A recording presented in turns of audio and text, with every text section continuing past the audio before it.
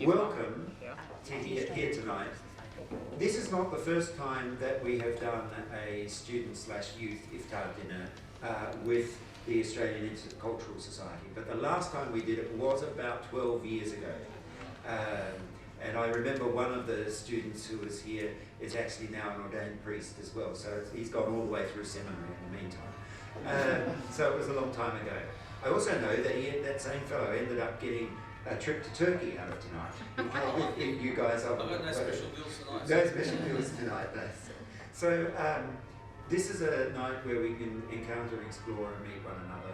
For some of you, I'm sure, or for half of you, you do this every year. But for some of you, this will be the first time you've attended an iftar dinner, which is about breaking the fast in the Muslim month of Ramadan. I'll ask Ahmed to say something more about Ramadan in just a minute. Take every opportunity tonight to get to know each other and learn things. We're going to help with that later on in the main event, sort of after the main course. We're going to do a bit of question and answer thing around the place. So there's a chance for you to get to know each other even better that way. Ahmed, I'll hand over to you. Okay. And So Ahmet Keskin is my name. I'm the Executive Director of the Australian Intercultural Society, and I'd like to introduce Mujdat Keser, who's on the camera, and Tanya Dean has just got a camera in her hands, if you could just wave. So the three of us are working at the Australian Intercultural Society. So for those of you who I haven't got around to introducing myself and telling you about our organisation, we're an organisation that tries to promote cross-cultural awareness and understanding, and we established ourselves in the pre-9/11 world. And we've started our journey with our good friends from the Catholic Church, particularly David, who we've had an enduring relationship. My predecessors, both Ahmet Polat and Emre Çelik, and Orhan Çiçek, I'm the forerunner now, if you were to look at the timeline of AAS and its journey, have had great relations with the Catholic Church, to the point that we've partnered with the Fethullah Gülen Chair, where the Catholic University has been gracious enough to accept that proposal. So we're an organisation that does programs like this, tries to provide opportunities for people to come together, basically share experiences, share our stories, seek those commonalities, because we believe that there are far more commonalities that outweigh our differences. So it's a matter of having those discussions, getting to know one another, and this would be the beginning of a long journey between ourselves, because we're the two largest faith traditions in the world, and we obviously interact in many parts of the world, and Australia is an example where multiculturalism and being a secular country at the same time provides equidistance and allows each faith to be prolific in its own right. So we're very fortunate that we're able to have good relations between ourselves, and like I said, we really value this partnership with the Catholic Church.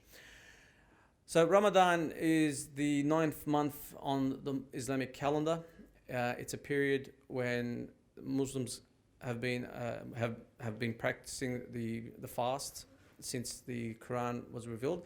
Another important reason for Ramadan is that we Muslims believe that the revelation, the first revelation to the Messenger of God, I'm going to say prophet from now on, but Messenger of God, Muhammad, peace be upon him, was approached by Archangel Gabriel, and the first words of the Quran, the first revelation, was revealed to him, and it also has that significance.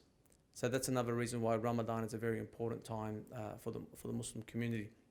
So you may know we don't eat or drink. We do wake up for that pre-dawn breakfast, and we don't break our fast until the sun is completely set. So it is also an opportunity for us to reflect and purify our soul and be connected with our Creator, and to be charitable to our neighbours, to the people who are less fortunate than us.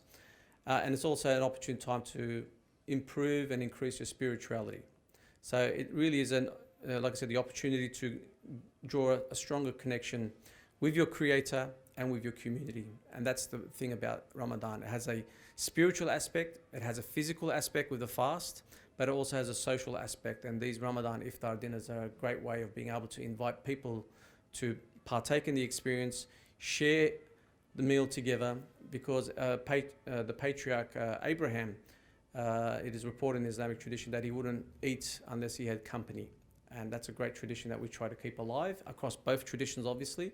But during the month of Ramadan in particular, what you're seeing tonight is being replicated across not only Melbourne but all over the world, where Muslim families will be inviting inviting people over to break bread and share an iftar meal. So no one would have an iftar meal by themselves if there was the opportunity.